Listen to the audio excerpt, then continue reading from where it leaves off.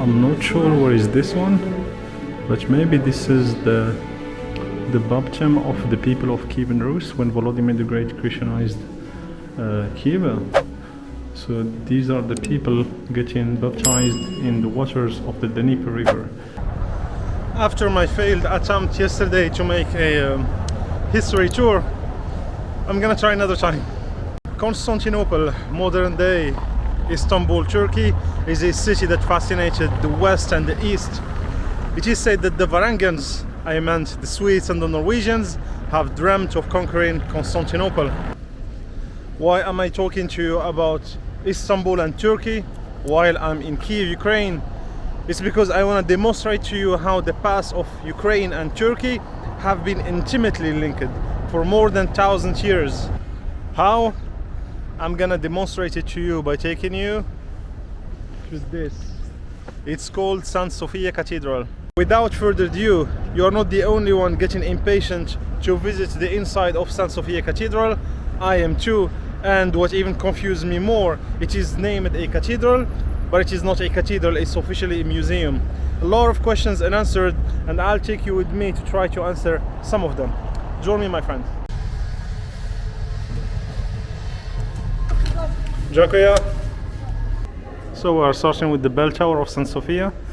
Instructions: suffer acrophobia, any cardiovascular. I guess there is no elevator, but that's okay. Alright, let's do it. Alright guys, we are starting with the first thing. It's called the bell tower of St. Sophia Cathedral.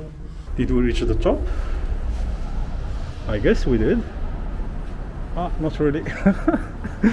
Look what's waiting. All of that. I guess it's just the first level. This is the big bell we see from the outside. The little bells. Behind me is the St. Sophia Cathedral. I call it a cathedral, but it is not a cathedral. It's a museum today. In fact, in 2011, 10 years ago, this cathedral behind me has celebrated 1,000 years anniversary. It is a millennial old building. In fact, when you look at the facade, let me show you something in the facade. You see, the facade is white, right? But suddenly there is something, if I zoom in, which is, you see the red bricks. So the architects did it on purpose. They wanted to show the original stones. So the red bricks you see, these are the original stones. And they took off that white layer, that is kind of protective layer. They took it off so that the public can see the original stones and the original foundation of the cathedral. Of course, you see a lot of work going on.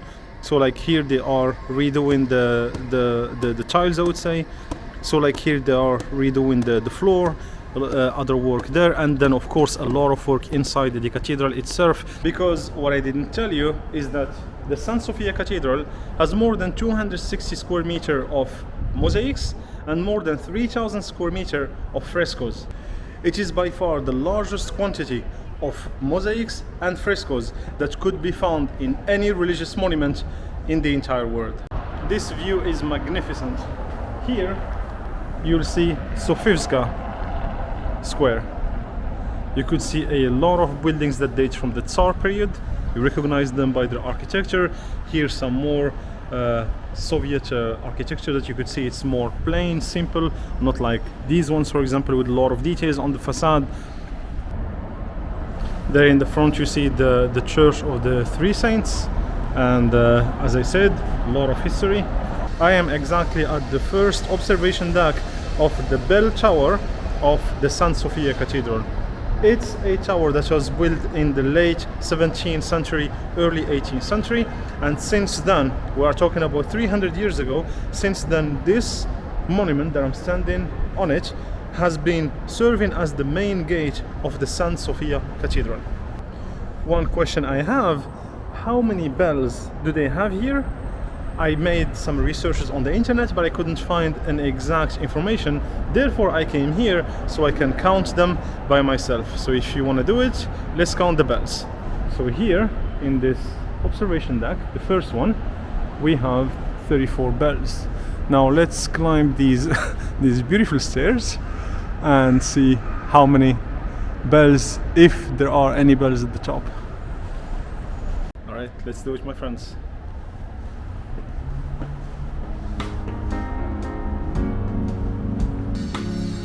We arrive at our second observation deck. Continue visit.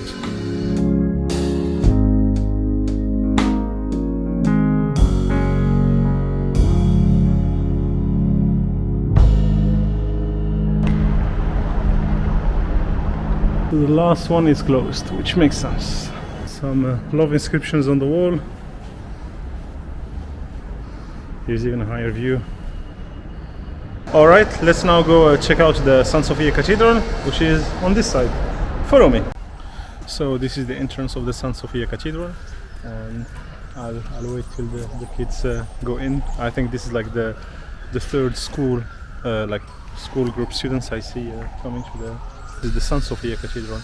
Now they call it the St. Sophia complex. So of course they added the Tower of Bell of St. Sophia Cathedral. That's the main entrance where we were just before, and other things that, you know, like they need places like residence for the monks, etc. So yeah, and it's really beautiful. There is this stone here with the dates written 1037.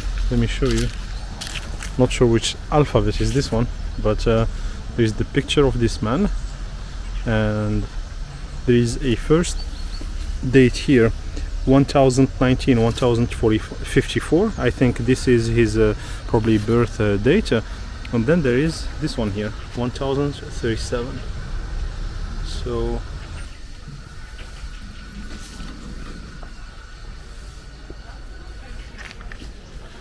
alright guys, are you ready? I'm ready to go explore the St. Sophia Cathedral. 1000 years of history. Sempre lì.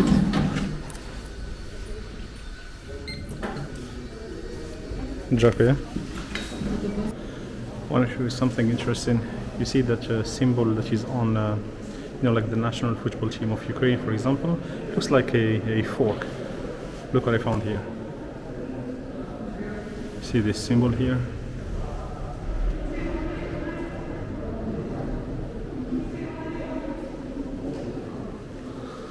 So what they are saying is that at the time, of course, you will not meet the prince in the street, for example, but still the prince will send people to the street, to the people to send the message, etc. But even these people, they will not meet like these envoyers. They will not meet the people in person. They were kind of busy, let's say. The way they do it is when they send a decree, they'll have to put a proof that it's really coming from the prince. So it's sealed, and there is that symbol coming from the prince. That picture that we saw, it looks like a fork that you still see, for example, in the national team jersey of Ukraine. They have it. I just saw it here, and it dates back to the original seal coming from the princes of Ukraine. There is a lot of graffitis on the wall. So these were like inscriptions of course, the people who were used to work here, like, you know, the worshippers, but also simple people. There's like a lot of graffitis of them on the walls, which we will see later on.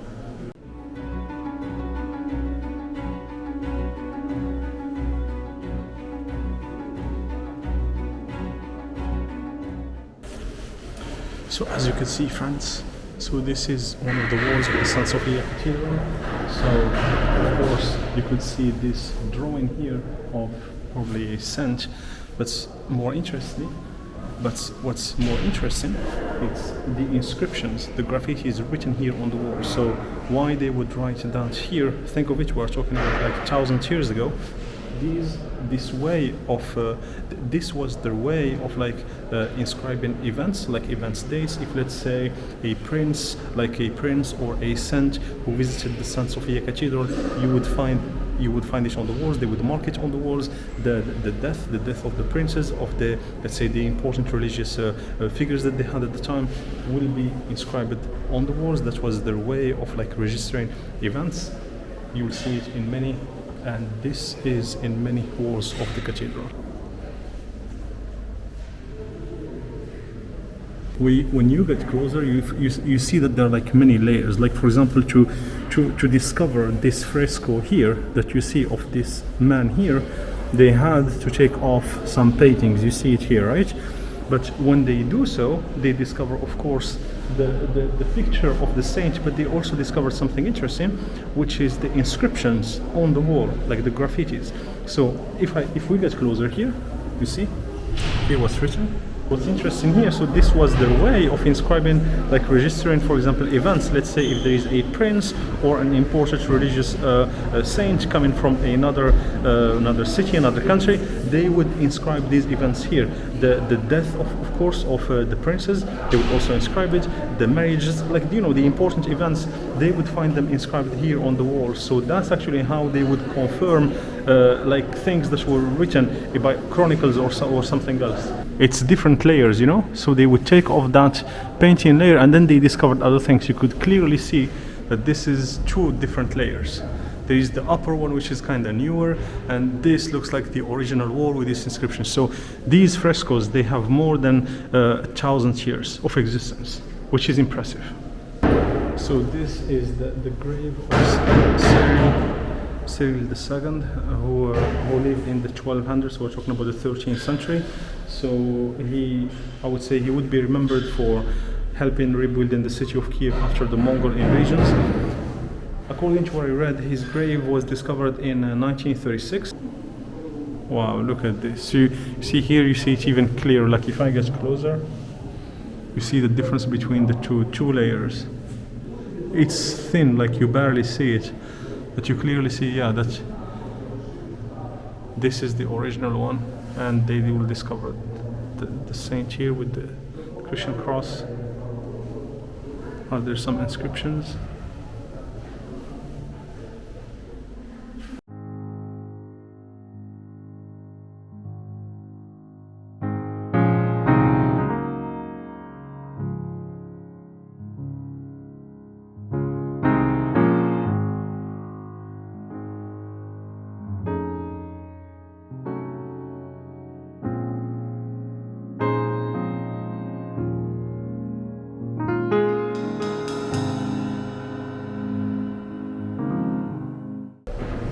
A little bit hiding.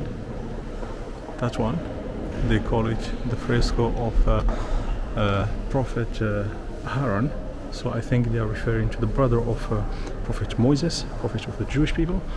And there is another one. It's a fresco from the 11th century about Jesus, and it's this one.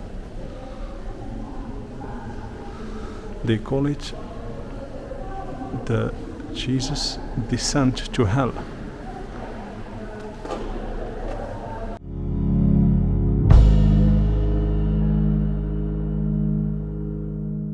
There is more than 3,000 square meter of frescoes.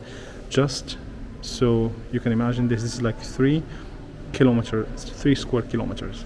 So think of, it's like if I tell you, imagine 1 kilometer, 1.5 kilometer long. Imagine a rectangle that is 1.5 kilometer long, and then the width of it is 2 kilometers.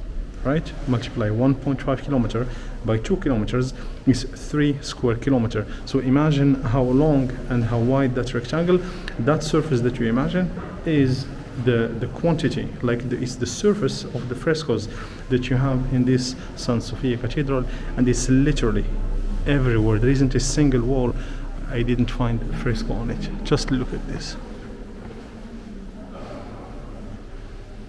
So just so you can picture in your head like how big these frescoes are, like the surface, the quantity of it. There are more than 3,000 square meter of frescoes. It's like, if I'm saying there is more than 3 square kilometer frescoes. So how big is that one? I want you to picture in your head a rectangle that is like the length of it is 2 kilometers, right?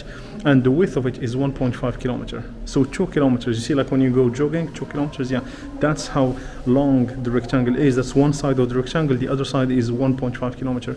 Multiply 2 kilometers by 1.5, it's 3 square kilometer. That area, that surface, is how wide, how big the frescoes of this St. Sophia Cathedral.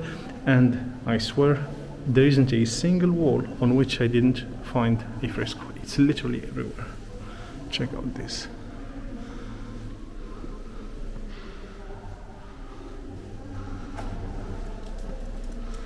And then there is a more recent one. It's from the 19th century, and it's about the 40 martyrs of Sebaste. So Sebaste is a city that is in Lesser Armenia. Today it's in modern day Turkey. And what happens is that there was a Roman emperor who was persecuting the East, I would say, Roman Empire, so the Christians from the East, so the Orthodox.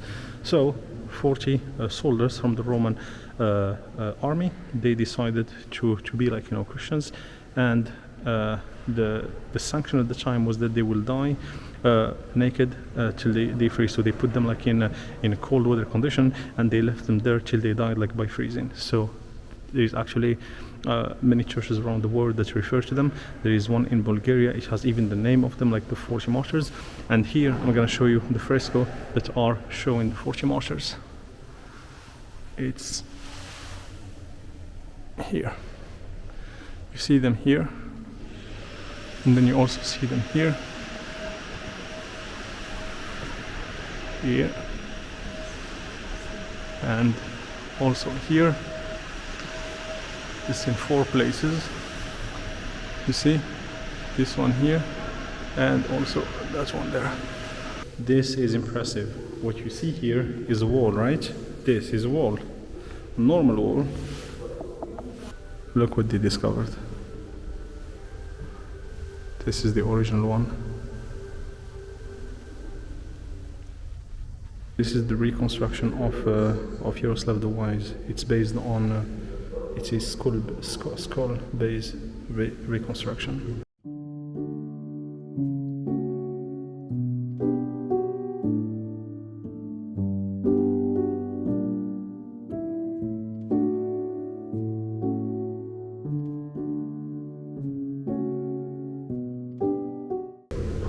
So again, you see the yellow wall is like the new one, but look what they have discovered under it. Look at all of this. So this is from the 11th century, so it's 1000 years old. It's impressive. Ceramic floor, 11th century.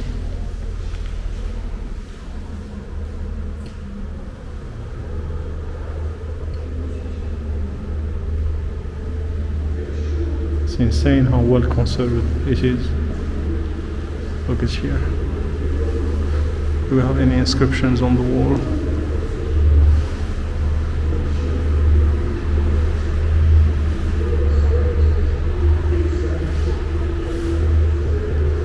This is beautiful. It's made of these like matryoshkas. Yeah, it looks like eggs, decorated eggs, you see? And combining these decorated eggs, they made this fresco. This is the passion of the Slavic people.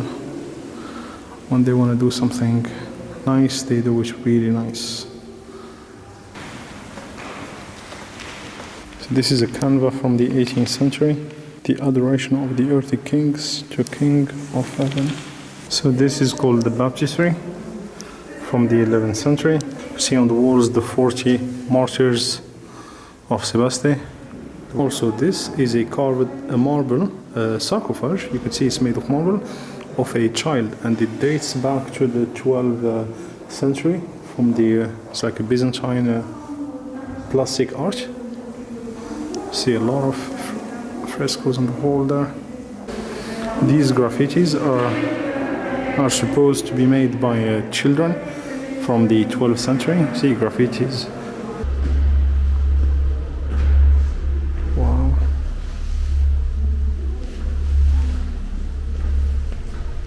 another one again. Let's get closer to it. Wow, this looks like it's the model of the city of Kiev between the 10th and 13th century. Wow, it's an audio guide, and then they show the lights. Residential development. View of the ancient Kiev is surprisingly integral and ideal. Vladimir city is the oldest part of Kiev. It is the conventional name of the upper part of Kiev, referred to the time of the reign of Volodymyr the Great. Focal point is the Church of the Tithes, which is surrounded by rich stone palaces. I want to show you an interesting maquette that shows how the city of Kiev looked like between the 10th century and the 13th century. So let me show you. So what you see there is what they call Volodymyr the Great city. So it started in that area. This one, the biggest one, all that one that is really large, this is what they call Yaroslav the Wise city, because he is the one who kind of enlarged the city of Kiev. As you could see, look at the Volodymyr the Great city, how small it was compared to all of this one. Up to now I showed you only the first floor of the St. Sophia Cathedral, but now we'll go upstairs. Follow me.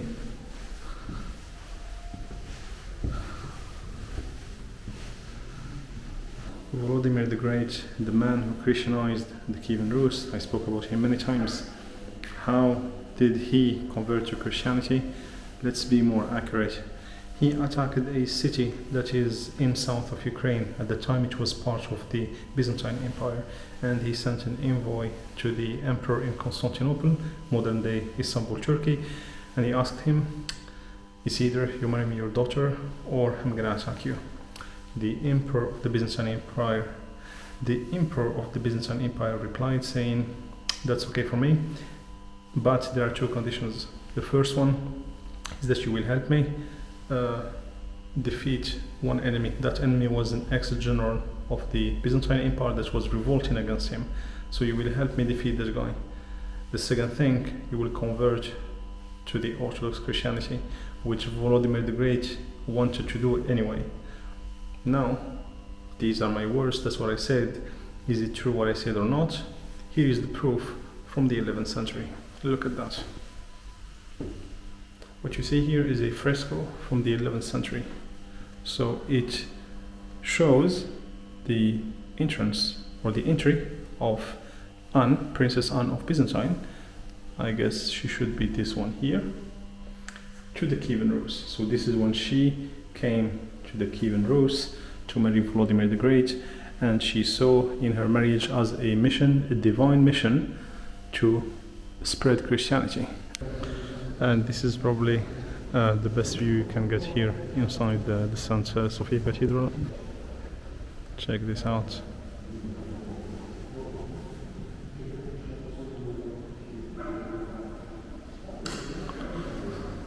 "3,000 square meter of frescoes, France. This is a lot."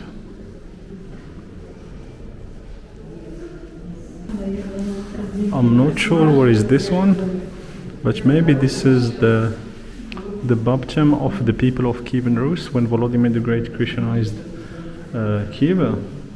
So these are the people getting baptized in the waters of the Dnieper River. So you don't need to be a history expert to know that the Mongols invaded a lot of East European countries, including Ukraine. In fact, at the time it was called Kievan Rus. In fact, they were about to wipe out the Slavic people from Earth because their invasions were very deadly and savage. Now the question you might be asking is, how comes this cathedral survived such savage invasions? The legend said that a Mongol soldier threw an arrow at that fresco there. So the arrow was deflected and injured another Mongol soldier. Since then, they realized that there is some kind of divine magical power with this place, so they did not touch it anymore, they did not invade it, they let it as it was, and that is how many of the 11th century remains of this church are still intact, including the frescoes and the walls, etc. This one from the 12th century, and it's about Saint Michael.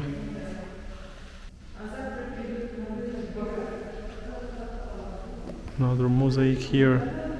So again, think of this, guys. This is in the wall of the cathedral. Look at this. This is from the 12th century, and it is built in the wall. It's not like a frame. It's incorporated within the wall of the cathedral. So of course you'll see some damages here, like some mosaics were lost, but most of it is still intact. St. Michael Golden Dome Cathedral mosaic. It's like a metallic plate, but that's because they wanted to protect the original floor, which is here.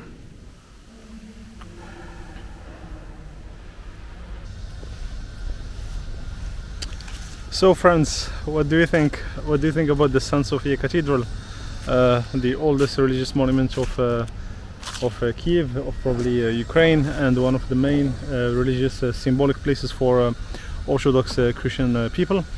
I really loved it. A lot of history. It's always, you know, like impressive to see things that have like 1,000 years, that have kind of survived, and understanding like why they did it and how it survived at the time. Like why they were writing on the walls, for example. Didn't they have Instagram and Facebook at the time? Didn't they have their Mark Zuckerberg in the 11th century? We'll see what the future will reserve to this place. We just did two things: the bell tower of St. Sophia Cathedral, the St. Sophia Museum itself. There is still three things: the residence, the refectory, and the bakery. I will not do them. Why? Because I want you to come here to see by yourself and learn and discover more, and hopefully I will be watching your video in the future. That's gonna be your mission next time. Come to Kiev, discover the city of Kiev, birthplace of Kievan Rus, birthplace of the Slavic people. Enjoy it, learn history, and share that with us. You can tag my Instagram account if you come here, take some videos, tag it there, and then I can know that you watched my video, that you came to Kievan Rus, and that you learned more about the Slavic people history and heritage. This has been said, my friends. I loved being with you here. I love discovering myself the history, seeing it closer, and I tell you, see you next time. Do svidania.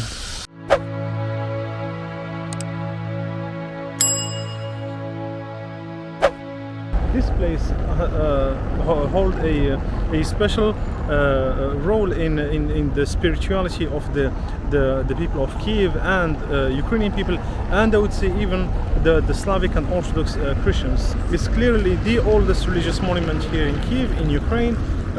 It was built to rival the likes of Hagia Sophia in Constantinople, which was like 5 centuries even older than St. Sophia. Even though I have to say that most of the visitors that go to this place mostly are tourists, or, you know, like school groups. I don't think people come here like to practice anything, because again, you cannot practice anything inside because it's not a church or cathedral anymore. It's a museum now.